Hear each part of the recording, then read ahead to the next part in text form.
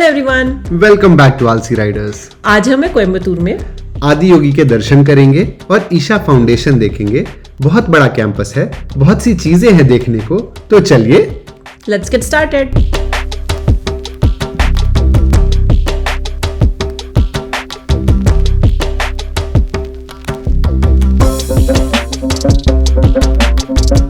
आदि योगी मेन शहर से 30 से 40 किलोमीटर की दूरी पे है एंड कहीं कहीं पे रास्ता पतला है तो आपको 1.5 से 2 घंटे लग सकते हैं जाने में। रास्ता बहुत प्रिटी है, वैसे आपको पहाड़ दिखेंगे, प्लांटेशंस दिखेंगे, कहीं कहीं पे बारिश के मौसम में आपको वाटरफॉल्स भी दिख सकते हैं।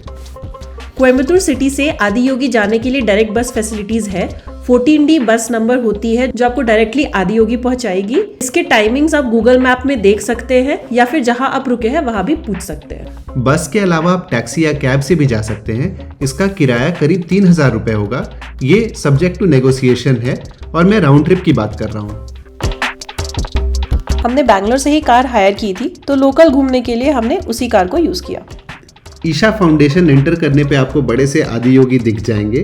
थोड़ा आगे बढ़ने पे दाईं तरफ पार्किंग की अच्छी सुविधा है, बहुत सारे व्हीकल्स पार्क हो सकते हैं। पार्किंग चार्जेस रीजनेबल है, हमें 20 रुपीज लगा था और अगर आप बस से आ रहे हैं तो बस स्टॉप भी कैंपस के अंदर ही है। तो चलिए अब आदि योगी के दर्शन करते हैं।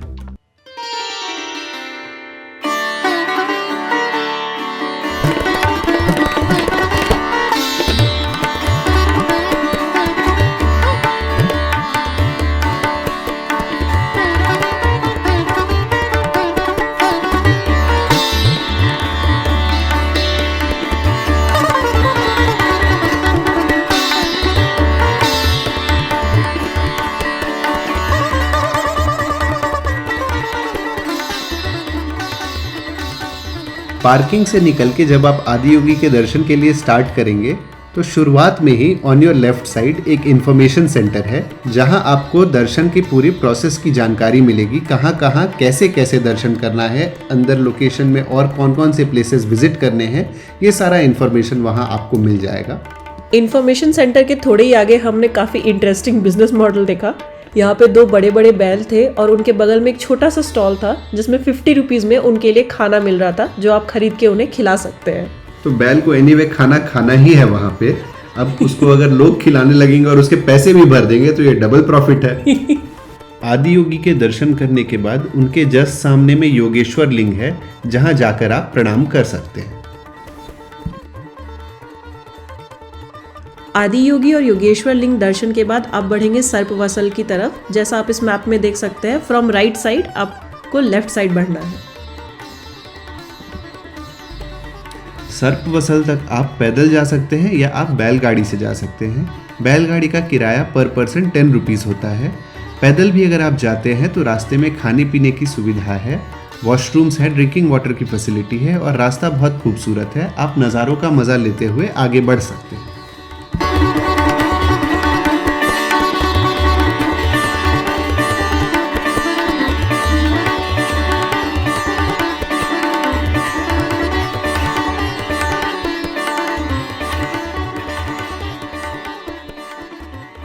सर्पवसल के आगे आप कैमरा या फोन नहीं ले जा सकते हैं। राइट साइड में एक क्लोक रूम है जहाँ पे आपको इन सारी चीज़ों को डिपॉजिट करनी होगी। बैग है तो बैग भी डिपॉजिट करेंगे। अगर एसेंशियल आइटम्स है जैसे वॉलेट तो वो आप कैरी कर सकते हैं। सर्पवसल के लेफ्ट साइड में रेस्टोरेंट है जहाँ पे आपको प्रॉपर खाना मिल जाएगा जैसे इडली, डोसा, जूसेस। सर्पवसल के अंदर भी एक प्रॉपर रेस्टोरेंट है। ऐसे स्नैक्स आइटम्स जैसे समोसा, कॉफी, चाय, भजी, ये सारी चीज़ें तो आपको रास्ते भर मिलती रहेंगी। इसके अलावा भिक्षा हॉल है जहाँ पे आपको दिन में 2 बार फ्री मील्स मिलते हैं, एक 10 बजे सुबह को और एक शाम को 7 बजे। सर्पवसल में प्रवेश करने पे सबसे पहले आता है सूर्य कुंड। ये एक तालाब है जिसके अंदर 3 शिवलिंग हैं। इस पानी में नहाने का महत्व है और शिवलिंग के स्पर्श का भी। सूर्य कुंड में नहाना एक यूनिक एक्सपीरियंस है। यहाँ आपको अलग से कपड़े लाने की ज़रूरत नहीं है, आपको धोती या लुंगी मिल जाएगा। सूर्य कुंड पुरुषों के लिए है, इसी तरह है चंद्र कुंड जो लेडीज के लिए है। सूर्य कुंड के सामने ही नाग देवता की बड़ी सी मूर्ति है। लोग यहाँ प्रणाम करते हुए आगे बढ़ते हैं। सूर्य कुंड के बाद हम बढ़ेंगे लिंग भैरवी माता के दर्शन के लिए जो शक्ति की रूप है।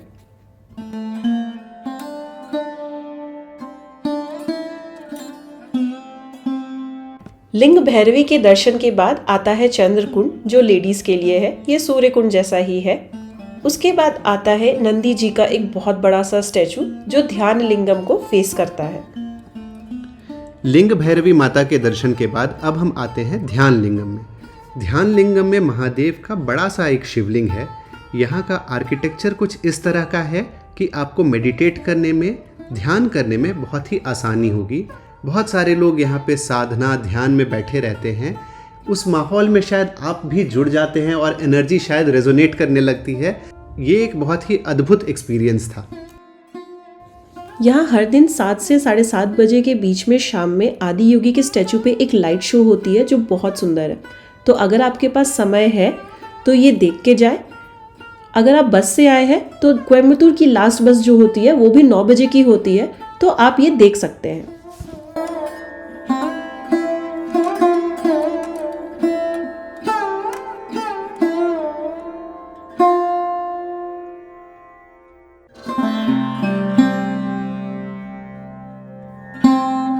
आदि योगी में आप स्टे भी कर सकते हैं।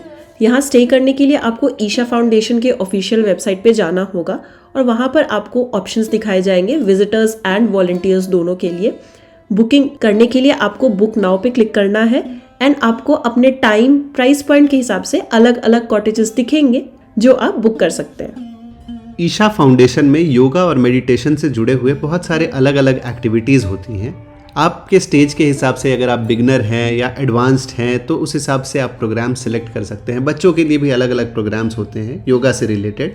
जो भी आपको सूटेबल लगे आप इनके वेबसाइट पे चेक कर सकते हैं टू एक्सप्लोर एंड अंडरस्टैंड। इसके अलावा बहुत सारे इवेंट्स भी होते हैं इनके यहाँ, जो कि अगेन इनके वेबसाइट पे लिस्टेड हैं। तो जानकारी आपको बहुत सारी इनके वेबसाइट पे जाने पे मिल जाएगी।